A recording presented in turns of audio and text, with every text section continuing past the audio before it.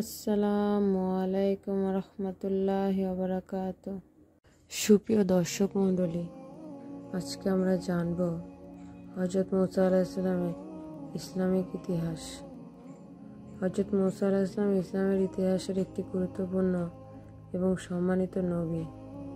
তিনি আল্লাহর বিশেষ নির্বাচিত একজন রাসূল ছিলেন এবং জীবনের অনেক ঘটনা কুরআন এবং হাদিসে উল্লেখ করা হয়েছে। তা নিয়ে আজকে আমরা আলোচনা করব। হযরত মুসা আলাইহিস সালাম এবং আল্লাহর সাথে কথা বলা। হযরত মুসা আলাইহিস সালাম আল্লাহর সাথে সরাসরি কথা বলতেন, যা অন্যান্য নবীদের জন্য বিশেষ একটি মর্যাদা।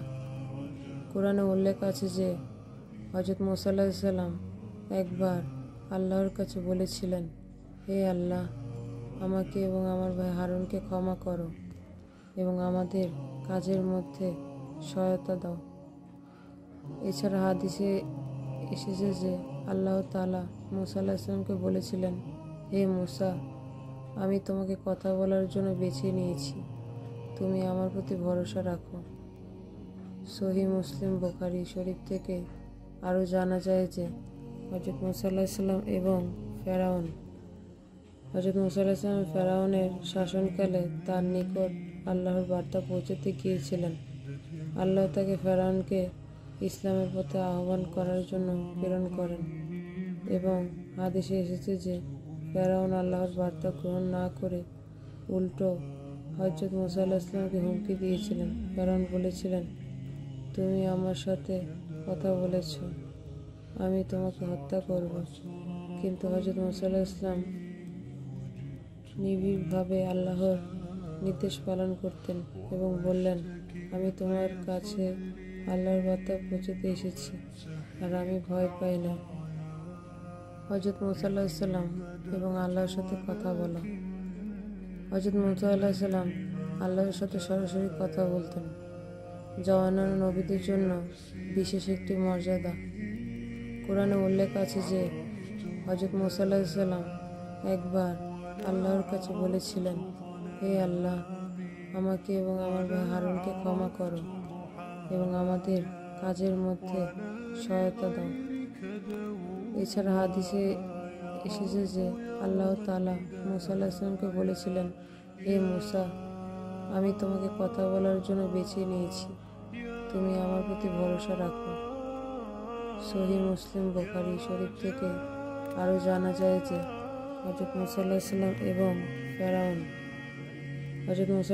ফেরাউনের শাসনকালে তার নিকট আল্লাহর বার্তা পৌঁছাতে গিয়েছিলেন। আল্লাহ তাকে ফেরাউনকে ইসলামের পথে আহ্বান করার জন্য প্রেরণ করেন এবং হাদিসে এসেছে যে ফেরাউন আল্লাহর বার্তা গ্রহণ না করে উল্টো হযরত মুসা আলাইহিস সালামকে হুমকি দিয়েছিলেন। ফেরাউন বলেছিলেন, তুমি আমার সাথে কথা বলেছ, আমি তোমাকে হত্যা করব। কিন্তু হযরত মুসা আলাইহিস সালাম নিবিড়ভাবে আল্লাহর নির্দেশ পালন করতেন এবং বললেন, আমি তোমার কাছে আল্লাহর বার্তা পৌঁছাতে এসেছি আর আমি ভয় পাই না। হযরত মুসা আলাইহিস সালামের এবং তার দোয়া। হযরত মুসা আলাইহিস সালাম এক সময় আল্লাহর কাছে প্রার্থনা করেছিলেন, হে আল্লাহ, আমাকে শক্তি দাও এবং আমার ভাই হারুনকে শক্তিশালী করো, যাতে আমরা তোমার হুকুম সম্পন্ন করতে পারি। আল্লাহ তার প্রার্থনা গ্রহণ করেন এবং হারুন আলাইহিস সালামকে সহকারী হিসেবে তাকে পাঠান। হযরত মুসা আলাইহিস সালাম এবং তার স্নেহময় আচরণ। হযরত মুসা আলাইহিস সালাম অত্যন্ত দয়ালু ও স্নেহশীল ব্যক্তি ছিলেন। তিনি তার সম্প্রদায়ের জন্য সর্বদা চিন্তিত থাকতেন এবং তাদের কল্যাণের জন্য কাজ করতেন। এটি ইতিহাসে এসেছে যে হযরত মুসা আলাইহিস সালাম একবার বলেছিলেন, আমি আল্লাহর কাছে প্রার্থনা করি যাতে তিনি আমাকে দয়ালু এবং তার সম্প্রদায়ের প্রতি সহানুভূতিশীল বানান। হযরত মুসা আলাইহিস সালামের দোয়া এবং আল্লাহর সাহায্য। হযরত মুসা আলাইহিস সালাম যখন ফেরাউন এবং তার সৈন্যদের হাত থেকে বনী ইসরায়েলকে উদ্ধার করতে বের হয়েছিলেন, তখন সাগরের পানি বিভক্ত হয়ে গিয়েছিল এই মুহূর্তে হযরত মুসা আলাইহিস সালাম আল্লাহর কাছে দোয়া করেছিলেন, হে আল্লাহ, আমাদের সাহায্য করো, আমাদের সাথে তুমি আছো। তখন আল্লাহ তাআলা সাগরকে ভাগ করে দেন এবং বনী ইসরায়েলকে নিরাপদে পার হতে সাহায্য করেন। হযরত মুসা আলাইহিস সালামের ধৈর্য এবং আল্লাহর প্রতি বিশ্বাস। হযরত মুসা আলাইহিস সালামের জীবনের একাধিকবার কঠিন পরিস্থিতির সম্মুখীন হন, কিন্তু তিনি কখনো আল্লাহর প্রতি বিশ্বাস হারাননি।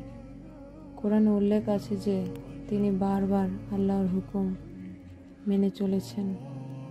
আমরা এই হাদিসগুলো থেকে বুঝতে পারলাম যে হযরত মুসা আলাইহিস সালাম ছিলেন আল্লাহর নির্বাচিত একজন মহান নবী। তিনি তার জীবনে অসংখ্য পরীক্ষা ও বাধা অতিক্রম করেছেন।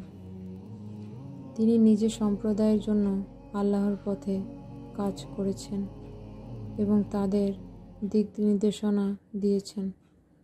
তার জীবনের প্রতিটি মুহূর্ত আল্লাহর প্রতি তার বিশ্বাস এবং নির্ভীকতা আমরা অনুসরণ করতে পারি। এগুলো ছিল হযরত মুসা আলাইহিস সালামের জীবনের গুরুত্বপূর্ণ ঘটনা এবং হাদিসের ব্যাখ্যা। আজ এই পর্যন্তই। আল্লাহ হাফেজ।